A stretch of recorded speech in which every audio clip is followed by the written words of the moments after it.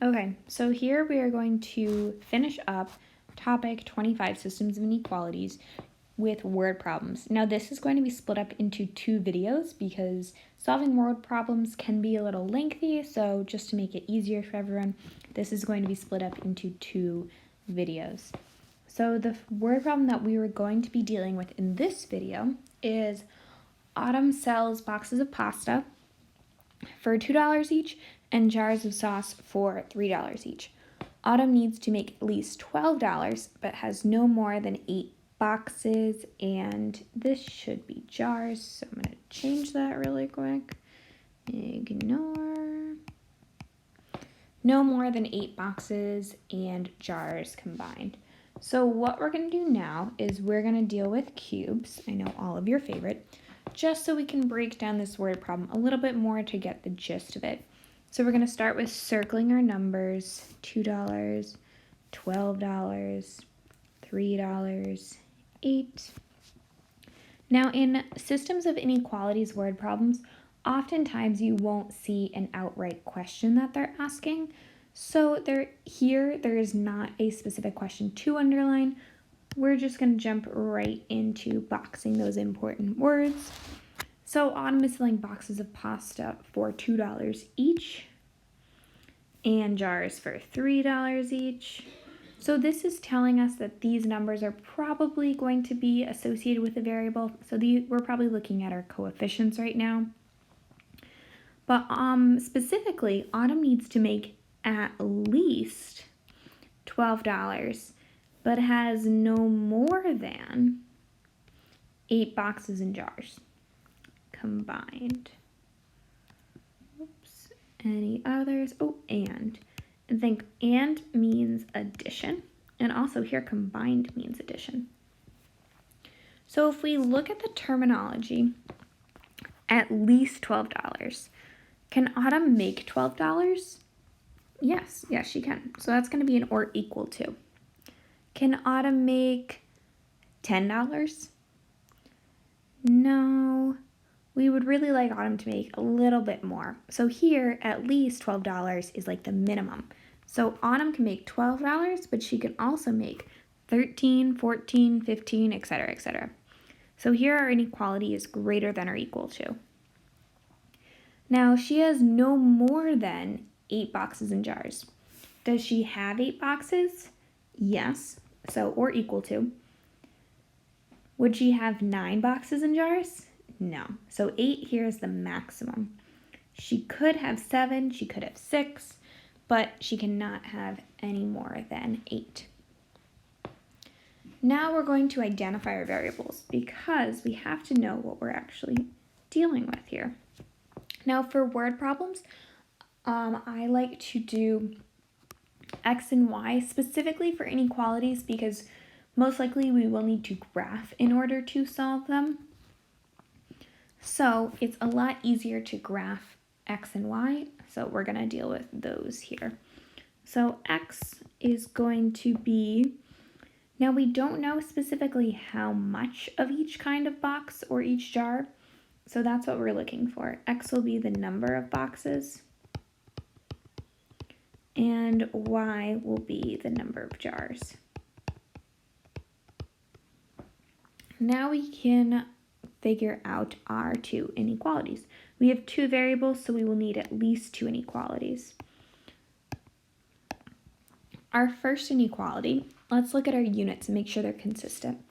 So if we have $2 each for boxes, that's going to be 2x, and it's addition, $3 each for jars, also known as 3y, that's going to give us at least $12.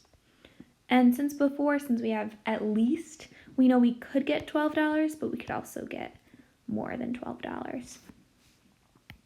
Our other inequality is going to be boxes and jars combined. We can't have more than 8. So we can take our number of boxes, add our number of jars, and that will get us 8. Now we could have 8, but we could also have less than 8. 7, 6, 5, etc., etc. So here we have our 2 inequalities. 2x plus 3y is greater than or equal to 12, and x plus y is less than or equal to 8. So in order to graph these, which we'll need to do on the next slide, what we're going to do is we're going to convert them to slope-intercept form to make them easier to graph. So if we look at our first inequality, I'm going to rewrite it over here so we have more space. 2x plus 3y is greater than or equal to 12. Now for this, in order to convert to slope-intercept form, we want to solve for y. So in order to get y alone, we want to move everything on the side that y is on, that's not y, away from it. So in this case, we want to move 2x. Now this is a positive 2x, so we're going to subtract 2x from both sides. So we'll end up with 3y is greater than or equal to. Now if we look at our 12 and our negative 2x, these are not like terms, so we won't get 10x. We will get 12 minus 2x, which we can also rewrite as negative 2x plus 12, since 12 is positive here. This way it looks a lot closer to slope-intercept form, so it's going to be easier for us to identify the slope and y-intercept when graphing. Then in order to get y alone, we have one more step to do. Divide everything by 3 and simplify. Since we are dealing with multiplication here, we can do the inverse, which is division. And we're left with y is greater than or equal to negative 2/3 x plus 4. And that is our first inequality. Now, our second inequality, x plus y is less than or equal to 8. This one is going to be a lot simpler to convert because we really only have one step. So same thing here, we want to get y alone. We're going to subtract x, since that is not y, to the opposite side, and we are left with y is less than or equal to negative x plus 8, or 8 minus x, whatever floats your boat. And this is our second inequality. So now that we have our two inequalities, I'm going to rewrite them over here just so we have them to look at. We have y is greater than or equal to negative 2/3 x plus 4, and y is less than or equal to negative x plus 8. So once we have our graph here, we need to label our axes. So if someone's reading our graph, they can actually understand what we're talking about. So if we look back to what our variables are actually dealing with, we have x is our number of boxes and y is our number of jars. So this is exactly what we're going to use when labeling our axes. So our x-axis is going to be our number of boxes, and our y-axis is going to be our number of jars.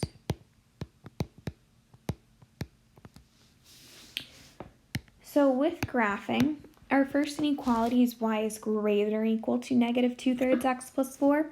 So we know that this is going to be a solid line because we have the greater than or equal to. Our y-intercept is positive 4, so we're going to start at 1, 2, 3, 4. And our slope is negative 2/3, so we're going to have a nice negative slope and go down 2 to the right 3. Down 2 to the right 3. And connect that with a solid line.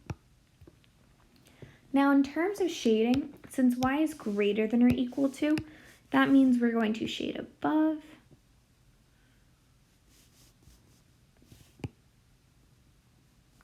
Very satisfying.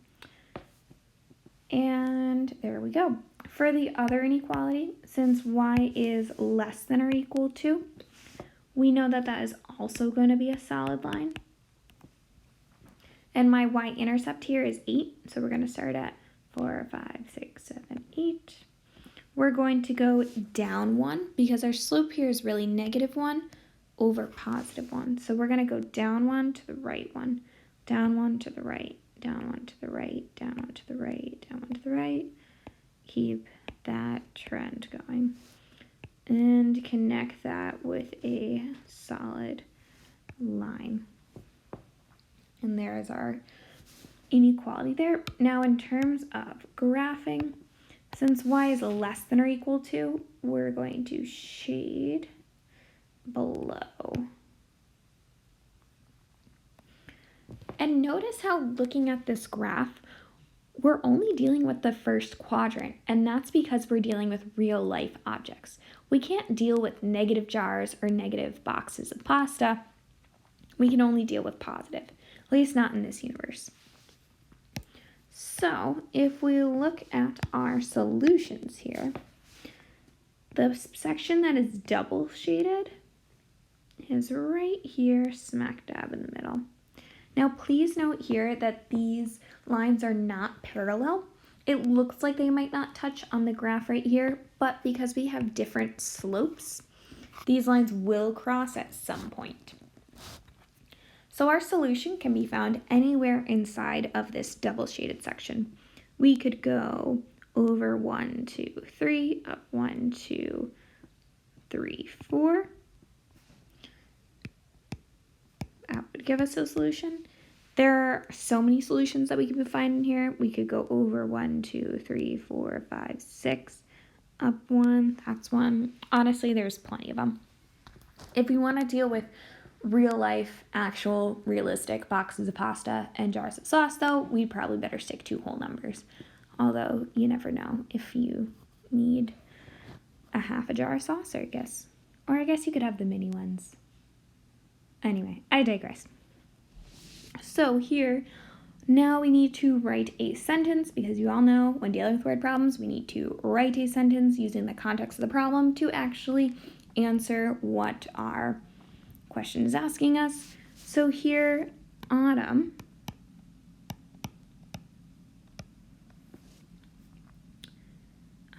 can sell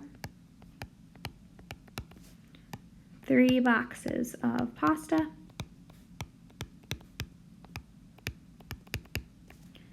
and 4 jars of sauce.